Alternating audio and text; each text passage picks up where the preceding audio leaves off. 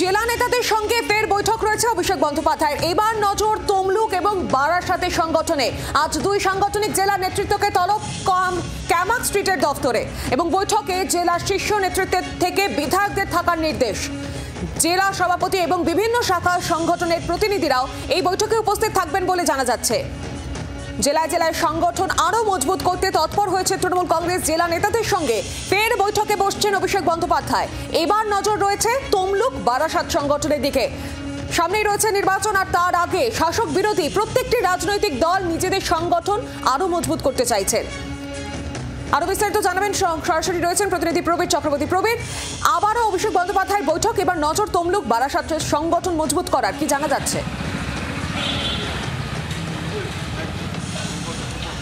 দেখো, আমরা দেখেছি যে উত্তরবঙ্গের জেলা ধরে ধরে বৈঠক শেষ করেছেন অভিষেক বন্দ্যোপাধ্যায়। শুধু আর দক্ষিণ দিনাজপুর বাকি রয়েছে। এই অবস্থায় দাঁড়িয়ে অভিষেক বন্দ্যোপাধ্যায় দক্ষিণবঙ্গের জেলাগুলো নিয়ে বৈঠকে বসা শুরু করেছেন। আজকে প্রথমেই বারাসাত এবং তমলুক জেলা সংগঠনের বৈঠক। বারাসাত সেক্ষেত্রে দাঁড়িয়ে তেমন কোনো সমস্যার কারণ না হলেও তমলুক কিন্তু নজরে থাকবে আজকের এই বৈঠকে। কারণ আমরা জানি যে এই তমলুক যে জেলা সংগঠন রয়েছে তৃণমূল কংগ্রেসের, এবং সেখানে যতগুলো বিধানসভা রয়েছে সবচেয়ে গুরুত্বপূর্ণ বিধানসভা হচ্ছে নন্দীগ্রাম। নন্দীগ্রাম কিন্তু রাজ্য রাজনীতিতে চিরকাল আলোচিত একটা বিধানসভা।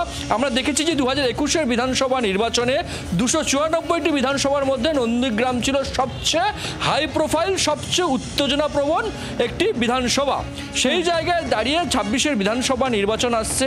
2024-এর লোকসভা নির্বাচনে সেখানে তৃণমূল কংগ্রেস হেরেছে বিজেপির কাছে, কিন্তু সেই ব্যবধানটা ছিল খুব কম, প্রায় 20-25 হাজার ভোটে কিন্তু তমলুক লোকসভা কেন্দ্রে হেরেছে তৃণমূল কংগ্রেস। স্বাভাবিকভাবে 26 বিধানসভা নির্বাচনে তমলুকের অন্যান্য বিধানসভার সঙ্গে নজরে থাকবে নন্দীগ্রাম বিধানসভা। কারণ তৃণমূল কংগ্রেস ইতিমধ্যে চ্যালেঞ্জ করেছে যে 26 বিধানসভা নির্বাচনে শুভেন্দু অধিকারী যদি সেখানে দাঁড়ান তাকে হারাবে তৃণমূল কংগ্রেস।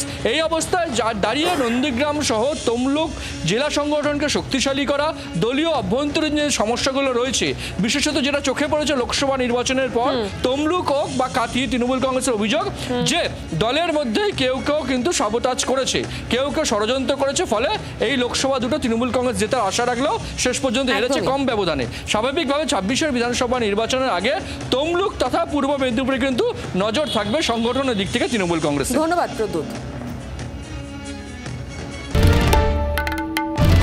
বাংলার আওয়াজ, বাঙালির আবেগ, জি 24 ঘন্টা।